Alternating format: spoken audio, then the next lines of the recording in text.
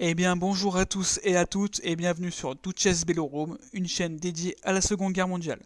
Aujourd'hui je vais vous résumer en 5 minutes le débarquement de Provence.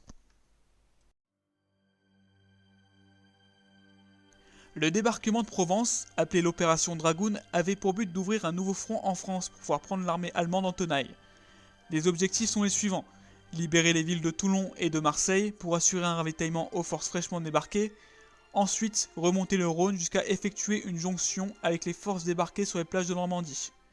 L'opération Dragoon est placée sous le commandement du général Alexander Patch, commandant la 7e armée américaine et accompagné des troupes françaises commandées par le général Jean Delattre de Tassigny. Le débarquement aura lieu sur la Côte d'Azur entre Toulon et Cannes. Cela mobilise 880 navires anglo-américains, 34 français et 1370 navires de débarquement. Comme pour l'opération Overlord, le plan prévoit différentes forces ayant chacune un but précis.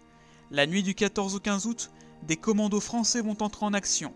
La Rosy Force débarque 67 hommes du groupe naval d'assaut de la marine corse pour stopper tout renfort allemand venant de l'Est.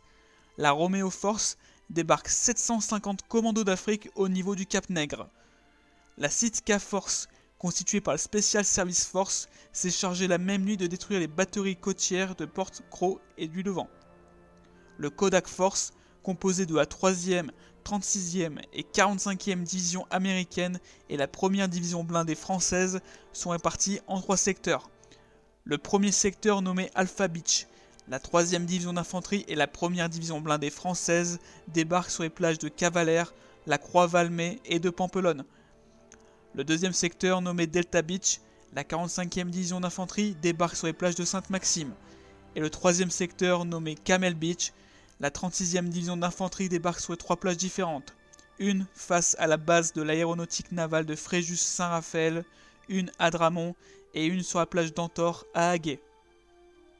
Les Alliés ne subissent pas la même défense acharnée des Allemands comme en Normandie. La progression se fait aisément, les principaux combats auront lieu soit au moment de la libération de grandes villes ou de points stratégiques, soit lors d'escarmouches. Comprenez que ce sont des combats avec des échanges de tirs très brefs. L'objectif est d'établir une ligne de front de 25 km de profondeur, appelée la Blue Line, et de remonter la vallée du Rhône. Un assaut aérien est organisé. En effet, un parachutage d'hommes et de matériel est prévu par plus de 400 avions et des planeurs américains entre le Muy et la Motte, afin d'empêcher l'afflux de renforts allemands. C'est la force Rugby, composée du 1st Airborne Task Force du général Robert Frederick.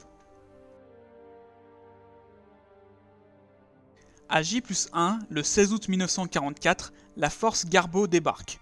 Commandée par le général Alexander Patch, elle est composée de la 7e armée américaine et de la 1re armée française commandée par le général Delattre de Tassigny. L'objectif du débarquement est de créer un nouveau front en France. Il incluait aussi de détruire la 9e armée allemande qui défendait le sud-est de la France. La 3e et 45e division américaine devaient remonter la vallée du Rhône, alors que les Français avaient pour objectif Toulon et Marseille. Une force blindée a été mise sur pied pour pouvoir progresser vers le nord, afin de couper la retraite à la 9e armée allemande lors de la bataille de Montélimar. Cette progression fulgurante en 24 heures arriva aux oreilles des Parisiens. Cela déclencha une insurrection populaire dans la capitale française. La Provence fut libérée en 2 semaines. Les Américains atteignent Digne et Sisteron le 19 août, Gap le 20 août, et Grenoble est libérée le 22 août, soit 83 jours avant la date prévue.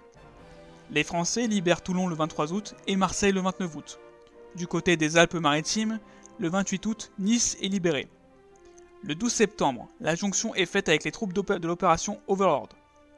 Les derniers combats pour libérer la région auront lieu 8 mois après le débarquement de Provence.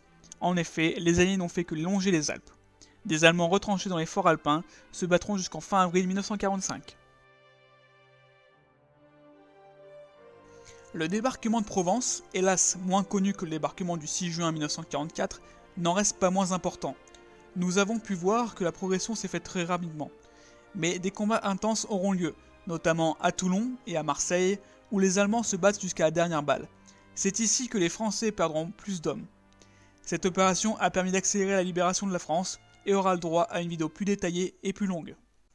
Et voilà, j'espère que la vidéo vous a plu. N'hésitez pas à mettre un pouce bleu, un commentaire pour me dire ce que vous en avez pensé. Et pour ceux qui découvrent la chaîne, n'hésitez surtout pas à vous abonner, tout ça m'encourage vraiment, et déjà beaucoup de projets sont prévus pour la chaîne. Je vous dis à bientôt pour la prochaine vidéo.